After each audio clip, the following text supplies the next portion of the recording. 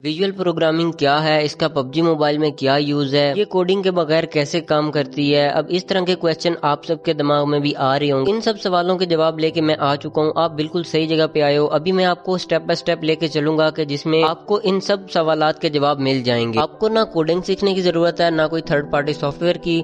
सिर्फ थोड़ा सा लॉजिक और विजुअल प्रोग्राम यानी ब्लॉक्स को ड्रैग करके आप कस्टम किल्स, कैमरा मूवमेंट और उसके अलावा सिनेमैटिक ट्रिगर्स वगैरह भी बना सकते हो। तो चलिए शुरू करते हैं। अभी सिंपली हम वाओ मोड में चले जाएंगे। यहाँ पे क्रिएट पे जाके कोई भी नया टेम्पलेट या फिर आप जहाँ भी विजुअल प्रोग्रामिंग करना चाहते हैं, सिंपली एक टेम्पलेट सेलेक्ट कर लेना है और उसके एडिट बटन पे क्लिक कर देना है। अब टेम्पलेट में आने के बाद आपने यहाँ पे सबसे पहले जायरोस्कोप बंद कर लेना है, क्योंकि ये बहुत ही ज्यादा परेशान करता है। उसके बाद आपने सिंपली प्रोग्रामिंग मोड को एनेबल करना होता है। अब ये प्रोग्रामिंग मोड कैसे एनेबल करते हैं, इसके लिए आपने सिंपली क्रिएशन सेटिंग में जाना है और यहाँ पे आपने सर्च कर लेना है कि ये एडवांस मोड पे है या सिंपल मोड पे है। मैं आपको यहाँ पे करके भी दिखा देता हूँ। आपको फंक्शन मोड मिलेगा।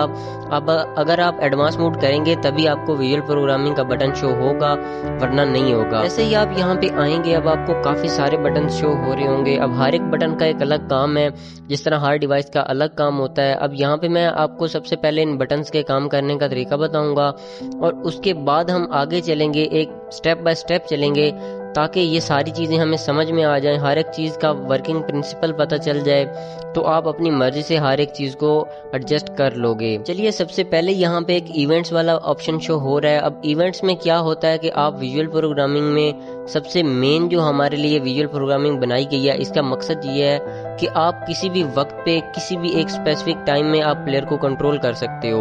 इवेंट बटन का मतलब ही यही है कि कोई बंदा किसी स्पेसिफिक टाइम पे कुछ कर रहा है, तो वो इवेंट वाले ब्लॉक में हम सिलेक्ट करेंगे कि कोई काम जब हो रहा होगा तो उसके साथ एक्शन ऐड करेंगे कि जब एक इवेंट हो जाए तो उसके बाद एक्शन क्या हो। उसके बाद कंडीशन आती है कि उस बंदे ने वो काम किया है या नहीं किया, तो कंडीशन ब्लॉक में हम ये चेक कर सकते हैं या फिर कोई कंडीशन लगा सकते हैं। उसके बाद वैल्यूज आ जाती हैं।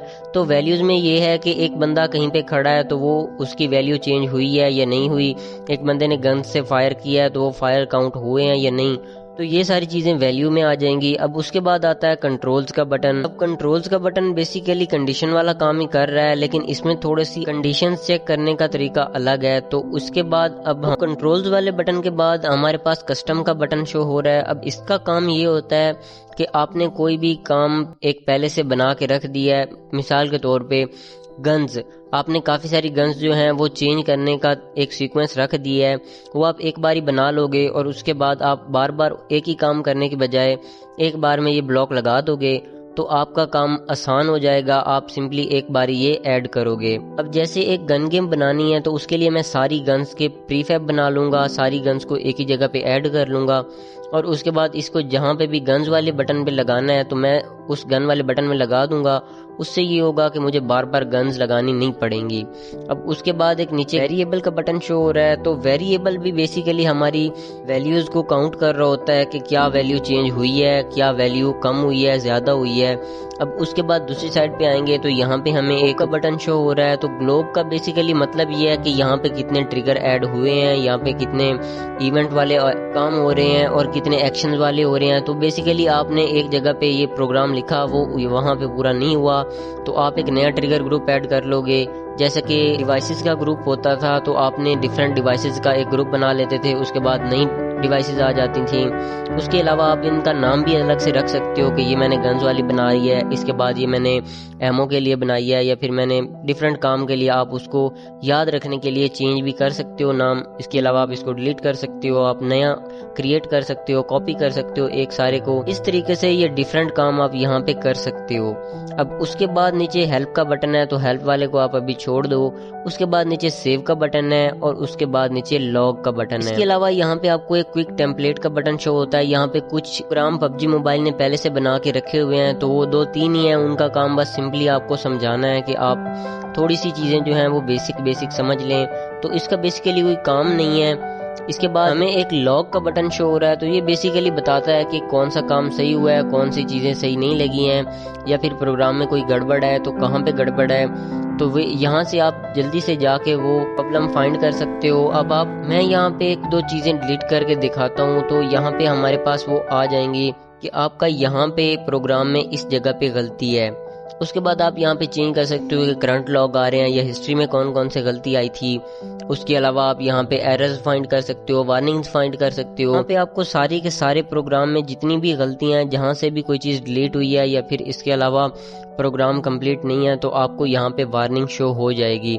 आप यहाँ पे व्यू पे सिलेक्ट करोगे तो वो डायरेक्टली आपको प्रोग्राम के उस वाले ऑप्शन में ले जाएगा जहाँ पे कोई प्रॉब्लम है। इसके बाद नीचे एक प्ले टेस्ट का बटन है, तो सिंपली इसका मतलब ही यही है कि प्ले टेस्ट करके आप चेक कर सकते हो कि आपने जो प्रोग्राम लिखा है या फिर आपने जो प्रोग्राम बनाया है उसका काम सही हो रहा है या फिर उसमें कोई एरर है, कोई गड़बड़ है, तो आप सिंपली प्ले टेस्ट करके चेक कर सकते हो। यहाँ तक बात आती थी प्रोग्राम में बटन्स की या फिर कौन सा बटन किस काम के लिए है, कौन सा ऑप्शन क्या करता है। अब इसके बाद हम यहाँ छोटा सा प्रोग्राम लगा के चेक कर लेते हैं क्या कि ये काम कैसे करता है, इसमें क्या होता है। तो सिंपली यहाँ पे एक बंदा लगाएंगे और उसके बाद उसको गन्स देंगे ताकि हमें एक प्रोग्राम के बिल्कुल बेसिक पता चल जाए। स्टेप बाय स्टेप आगे चलेंगे, अभी बिल्कुल बेसिक से स्टार्ट कर रहा हूँ। तो आपने सिंपली इवेंट वाले सेक्शन में आ जाना है और यहाँ पे आप सर्च करोगे गेम प्ले डिवाइस या फिर आप राउंड स्टार्ट पे भी कर सकते हो। अगर ये दो तरह से काम करता है। अब अगर आप यहाँ पे डिवाइस सेलेक्ट करोगे तो आप बाहर एक डिवाइस लगा लोगे और उसके बाद यहाँ पे आके आप उस डिवाइस से काम करवा लोगे। इसके अलावा अगर आप चाहो तो यही काम आप प्रोग्रामिंग से भी करवा सकते हो। अगर आप चाहो तो बाहर डिवाइस लगा के उसका काम भी विजुअल प्रोग्रामिंग से कंट्रोल कर सकते हो। अब यहाँ पे मैं एक ऑन वाली डिवाइस लगा के उसको विजुअल प्रोग्रामिंग से एडिट करने वाला हूँ। अब यहाँ पे आपने जब ये लगा लिया है तो ये वाला जो ट्रिगर है इसमें आप स्पॉन होने के बाद की चीज़ें सिलेक्ट कर सकते हो। इसके अलावा अगर आप चाहते हो कि यही काम आप बंदे को एनेबल और डिसेबल वाला जो है वो आप विजुअल प्रोग्रामिंग से करवाओ तो उसके लिए आपने यहाँ पे एक्शन से करवाना है, लेकिन वो आगे का काम है। अभी यहाँ पे हम एक बंदा स्पॉन करवाने लगे हैं और उसके बाद उसको गन देने वाले हैं। तो ये सारा एक बिल्कुल बेसिक सा है। यहाँ पे मैं क्वांटिटी सिलेक्ट कर लेता हूँ, उसके बाद player who trigger the event इसे कॉपी करके नीचे सिलेक्ट कर लेंगे और उसके बाद सेव कर लेंगे।